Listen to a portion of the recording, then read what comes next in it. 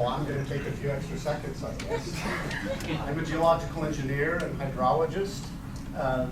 Most of my research ends up focusing somewhat on groundwater.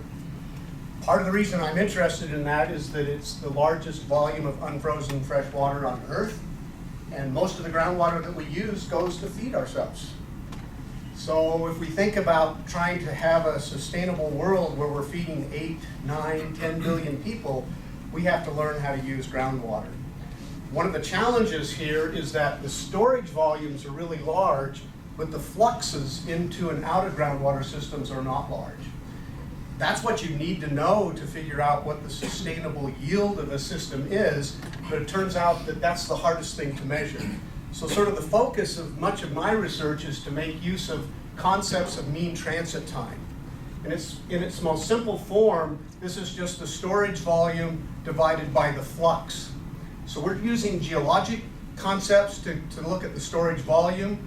And then into the lab, here's Will Mace operating our, what he's helped build, one of the most automated noble gas mass spectrometers in the world, to try to estimate groundwater ages. And then from that, arrive at fluxes into and out of systems. Just a few examples. This is Olivia Miller on the Greenland ice sheet, collecting a noble gas sample. 10 meters below the surface of the ice, there's more than 140 gigatons of liquid water that stays there year-round. And it's moving through the ice with the same physics that it moves through aquifers. So we've been studying that. It probably discharges into crevasses on the fringes of the glacier and possibly makes its way to the base, lubricating and accelerating the mass loss. One of the problems is that we need to go back and study that more. Closer to home, this is Nora Nilsson. She and some of my former students at the U.S. Geological Survey have been studying the Moab Spanish Valley aquifer. We've used a whole bunch of stable and radioactive tracers to arrive at a conclusion that the current recharge to that system is about equal to the current volume of water that's being extracted from it. So there isn't any additional developable water down there. That has a lot of people kind of upset in Moab. Kendall Fitzgerald is studying the Salt Lake Valley aquifer.